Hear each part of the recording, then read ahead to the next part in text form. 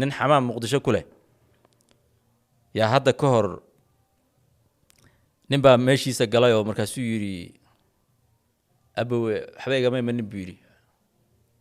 kii xamaamka lahaa oo ciyaalo suuq ahaaba wuxuu yidhi itus dabadaadu inay qalalan tahay ya marka shaqooyinka noocaas oo kale markaad ka shaqayso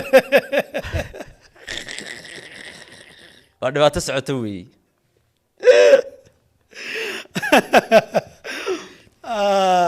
dadkan waa la yaab calow xamaamka markaan lahaa qof baa kuu imanay calooshu xanuunayso bestiya oo masquul u baahan masquushii buu geli lacagta markuu ku siinayo wuxuu ku dhihi hoo adeer shaqo tan dhaanta ilaahay ha ku siiye tani wax laga shaqeeya ma ahe hoo buu dhihi adeer laakiin markay kuu suura gasho wax kala raadso hadduusan meeshaa heli lahayn ninkaasi inuu isku xaari lahaa baa laga yaabaa maba noolaan karo qofku mas-uulilaa inuu ii mahad celiyay ahayd waa run haa inuu ii mahad celiyo ayay ahayd bay ahayd marka waxyaabaha la yaabka ah ee shaqada haddana aan ka soo arkay waxaa ka mid ahaa nimanka Etoobiyaanku moogtay way la jeclo badan yihiin 10 riyaal baa meesha lagu geli jiray nin baa meesha geli uu soo bixi wuxuu ku dhihi ani 5 iga qaad waan ka jekeliye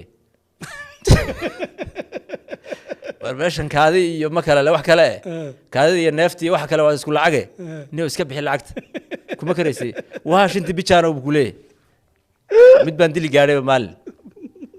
warkar ayo garac u dhalay lacagta iska bixi anigu waxa iyo shintii waxa ma kala guree meeshan hadaad mar gasho wad gashay ha waa sax